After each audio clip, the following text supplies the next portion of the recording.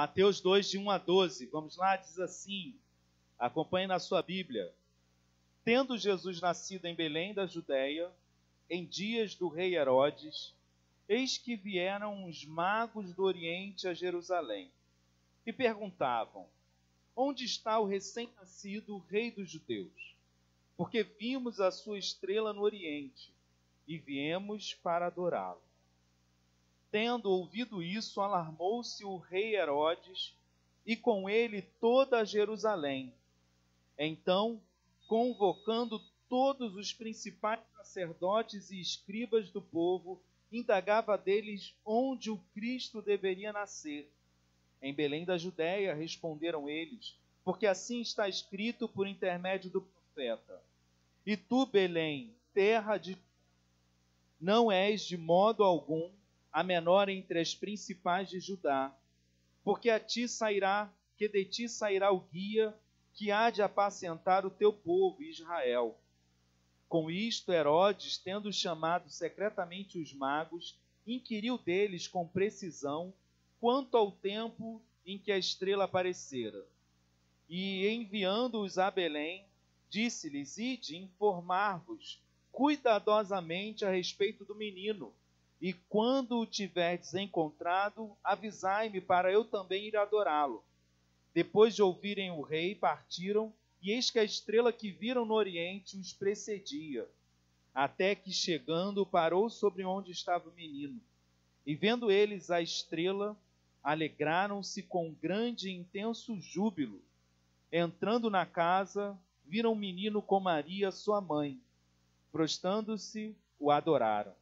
E abrindo os seus tesouros, entregaram-lhe suas ofertas, ouro, incenso e mirra. Sendo por divina advertência prevenidos em sonho para não voltarem à presença de Herodes, regressaram por outro caminho à sua terra. Natal é o quê? A gente todos os domingos tem feito essa pergunta. O que é Natal para você? A gente viu ao longo dos domingos, primeiro, que Natal é tempo de esperança. De lembrar que o que Deus fala não se apaga. A gente pode ter esperança ainda que o mundo esteja caindo, porque a nossa expectativa, a nossa segurança não está no que acontece ao nosso redor, mas em Deus. Vimos no domingo seguinte, no segundo domingo, que Natal também é tempo de alegria. A nossa expectativa, a nossa alegria não está nas coisas nem nas pessoas, mas em Deus. E Natal nos lembra disso.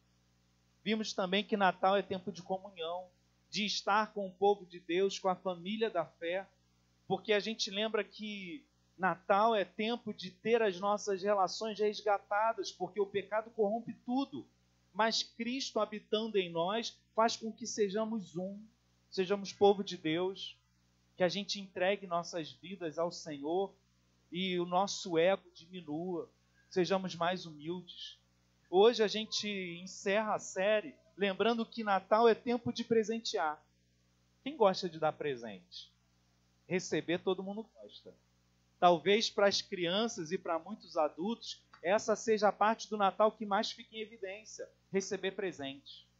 E a gente se anima quando chega a hora de dar os presentes. E mesmo que você já seja adulto, se você tem criança na família, você se alegra com a expectativa delas, com um sorriso, o quanto elas conseguem se alegrar, às vezes até com tão pouco. Nesse texto que a gente leu hoje, não sei se a você, mas a mim surpreende o fato desses homens, que a Bíblia não diz quantos são, a gente supõe que sejam 3 por causa da história, mas a Bíblia não relata quantos são, mas os chama de magos. Diz que esses magos vêm do Oriente procurando o rei que nasceu. E eles, na verdade, querem presentear esse rei, reconhecer o quanto eles são gratos por esse nascimento, o quanto esse nascimento é importante. Talvez a gente tenha chegado a um tempo em que dar presentes virou simplesmente uma condição social. A gente tem que dar, né? Você vai para a festa de família, você é obrigado a ir comprar. Mas o que significa de fato dar presente? É reconhecer que alguém é importante para você. É dizer para essa pessoa que você é grato pela vida dela. Fique com a sua Bíblia aberta, vamos dar uma caminhada sobre o que está acontecendo. Primeira pergunta que eu faço enquanto a gente começa a andar pelo texto: o que faria você viajar quilômetros?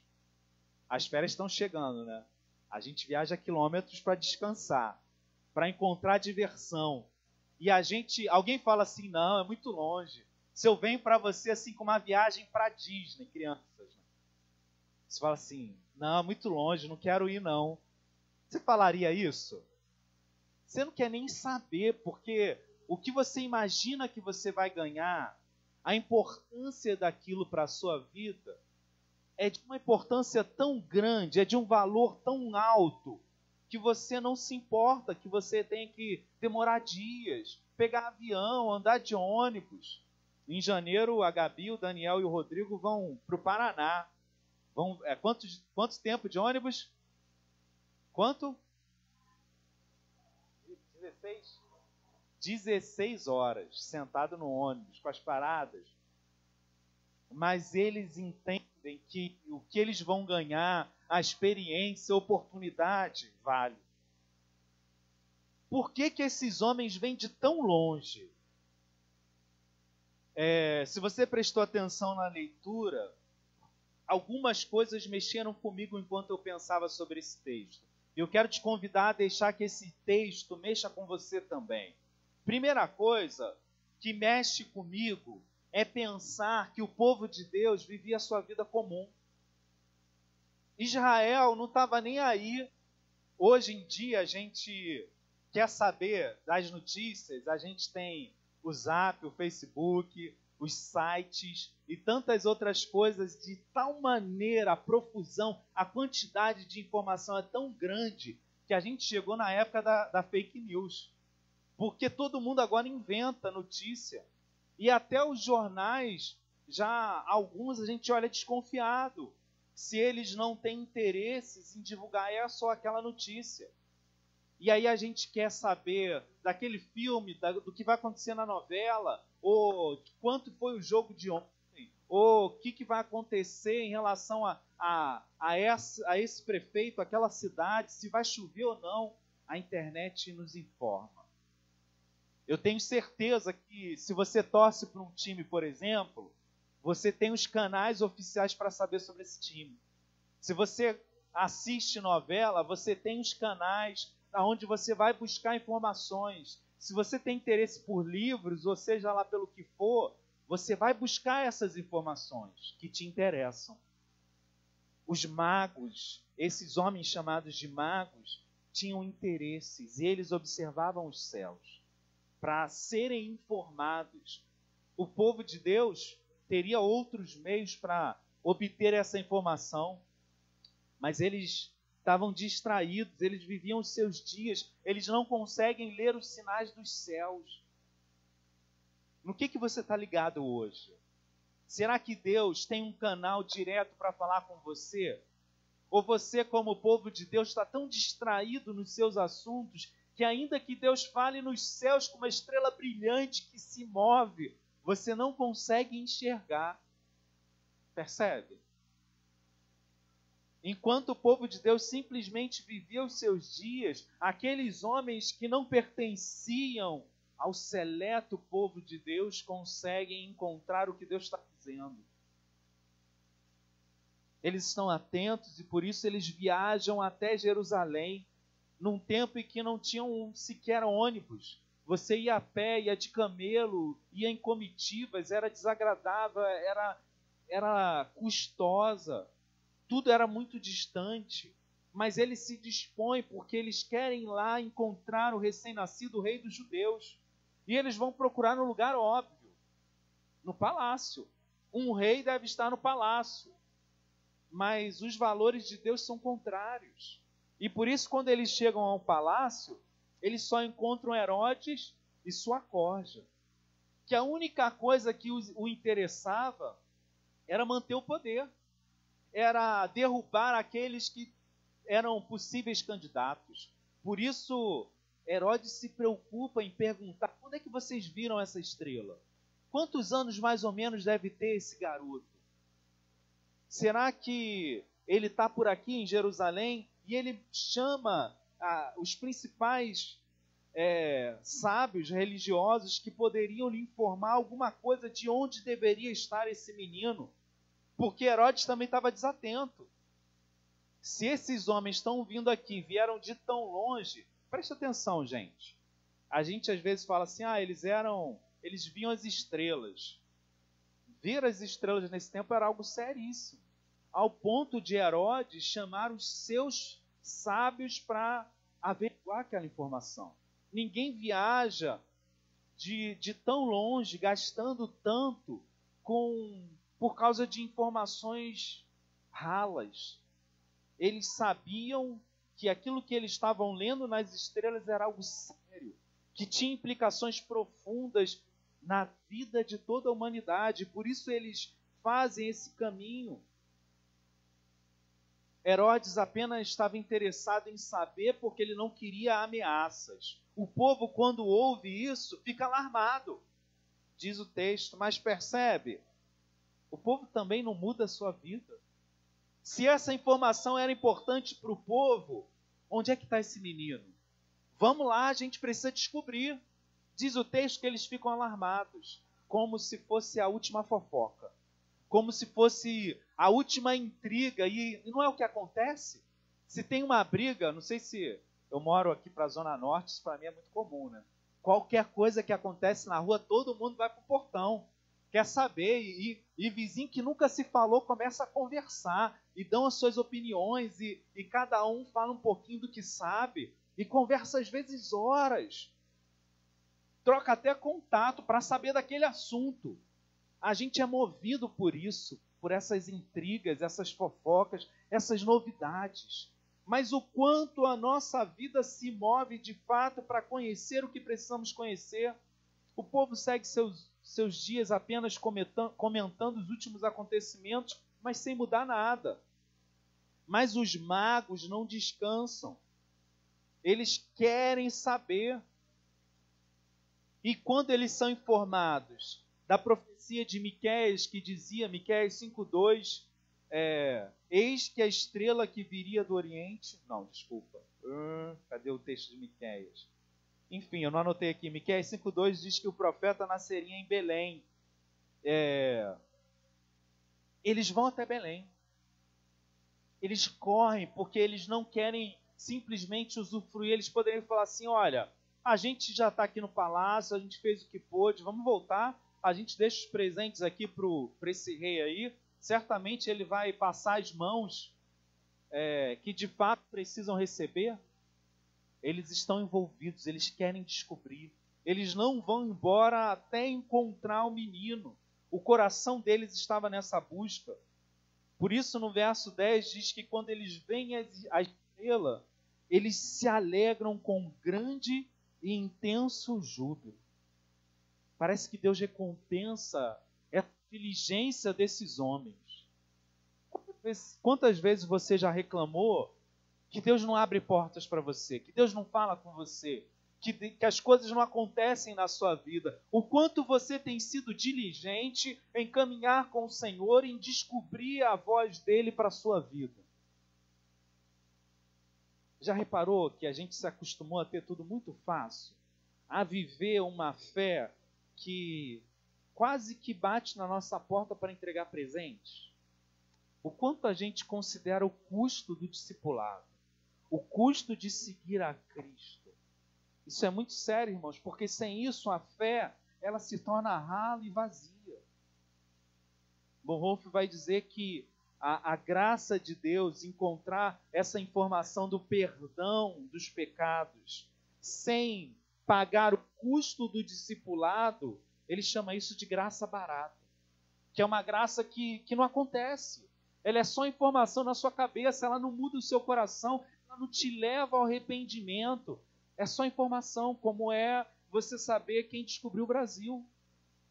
Por isso que, de fato, é tão difícil para a gente ter a nossa vida transformada, porque a nossa fé se resume em informação.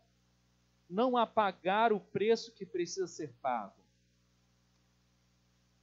Os magos, para encerrar o relato do texto, eles estão tão gratos que eles abrem ricos tesouros, tesouros dignos de um rei, ouro, incenso e mirra. Eles dizem com seus presentes que para eles o nascimento daquele menino rei era algo importante. Eles estão dizendo com presentes caros que eles são gratos ao que Deus está fazendo através daquele menino. E percebe, eles estão tão afinados com Deus, que Deus fala a eles também em sonhos. Eles são alertados em sonhos para que não voltem para o palácio de Herodes, mas que voltem para o seu país por outro caminho. Olha quanta coisa a gente pode aprender nesse texto, mas eu quero destacar essa ideia de presentear. Por que você presenteia alguém? Por que você olha para alguém e deseja dar um presente para essa pessoa? De fato, você olha e fala assim, cara, eu quero gastar meu dinheiro, meu tempo em procurar algo que vai alegrar essa pessoa. Porque você é grato. Porque você é feliz porque aquela pessoa existe. Até a gente pode adaptar o ditado. Diga-me como você presenteia, eu te direi quem és. Porque dar presente revela um pouco de nós. Sabe aquela pessoa que dá qualquer coisa? E do outro oposto, você tem aquela pessoa que nem tem muitos recursos, mas faz questão de escolher algo que ela acha que vai causar um impacto positivo no seu coração, que vai dizer um pouquinho do seu reconhecimento e do seu amor. Eu volto a dizer, presentear virou uma convenção social, mas dar presentes é mais do que isso. É revelar um pouco do que a fé em Cristo fez em nós. É mais do que dizer que as pessoas que estão ao nosso redor são importantes. É encontrar o sentido, por exemplo, do texto de Atos 20:35, que vai dizer que mais bem-aventurado é dar do que receber. Eu não sei se você já se pegou brigando com esse texto. Como assim é mais bem-aventurado dar do que receber? Como pode ser melhor dar do que receber? Em que país, em que mundo é melhor dar do que receber? Parece que trocaram as bolas aqui, porque parece óbvio que é melhor receber do que dar. Mas quando Jesus entra na sua vida, a lógica desse mundo, ela vira de cabeça para baixo. Porque sem Jesus é óbvio que é melhor receber do que dar. É óbvio que é melhor você acumular. Sabe o que esse mundo diz? Esse mundo diz que a felicidade está em acumular bens, em viver uma vida cômoda e regalada, em você crescer nos postos, em você ter honrarias que vão te garantir bens e comodidade. O mundo gira em torno disso e percebe, a sua vida é avaliada a partir disso. E por mais que a gente não queira admitir, a nossa fé, ela acompanha esse ritmo. Porque a gente acredita que Deus está feliz com a gente quando a gente ganha coisas. Quando a gente tem uma vida boa, não é? Quando a gente é abençoado. O quanto a gente se deixou corromper, algo que é tão essencial. Tirar vantagem de tudo e de todos. Encontrar a nova vida em Jesus é o oposto. É ter a sua vida em valores virados de cabeça para baixo. Porque o que temos não é mais a nossa identidade, nem a nossa segurança. A minha identidade não está no carro que eu tenho. Não está no tamanho da minha casa, não está na beleza dela, não está no tamanho do meu salário. A minha identidade, a minha segurança, a alegria profunda do meu coração está em Cristo. O quanto isso é verdade para você a ponto de você poder perder tudo. porque essas verdades elas passeiam como informação na nossa mente, mas se hoje você tivesse que decidir, abra mão de tudo que você tem, você não vai ter nenhum centavo, mas continue com Cristo. Para você está tudo bem? É claro que a gente se abala, mas o quanto eu consegui já entender que Jesus é um tesouro. O quanto eu consegui entender que Jesus é a alegria da minha vida. Irmãos, isso é o Evangelho. O Evangelho é você firmar quem você é em Jesus. É ansiar por ouvir a voz de Deus.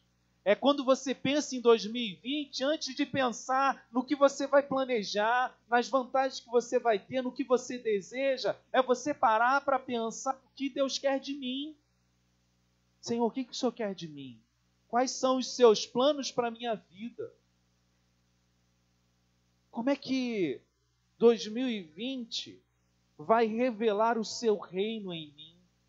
O quanto eu vou estar envolvido e comprometido com o que o Senhor está fazendo ao meu redor.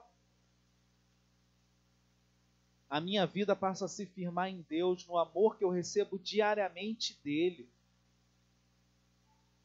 E aí, mais uma vez, eu vou dizer, como eu vivo o Natal, como eu presenteio, como eu vivo as festas do Natal, revelam muito mais da minha fé do que eu quero admitir.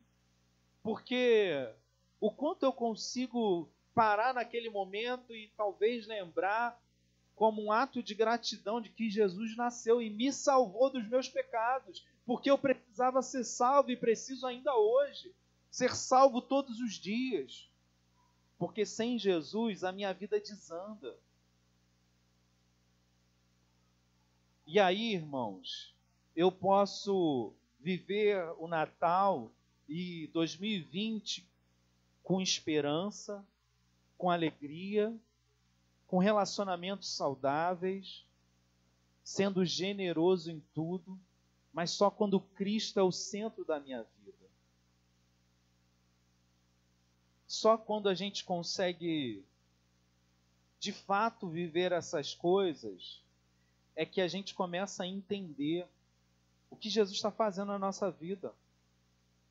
Porque a gente só consegue ser assim, irmãos, generoso, alegre, ter relacionamentos saudáveis, viver esperança, quando, como os magos do Oriente, depois de encontrar Jesus, eu dou o melhor de mim. Porque se eu encontro Jesus e ele é só mais um tesouro, eu não estou disposto a abrir mão de coisas valiosas, essas coisas começam a crescer de tal maneira que Jesus diminui. Ele some do meu radar.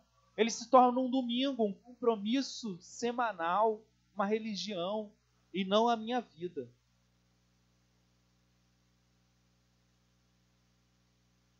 Quem é você?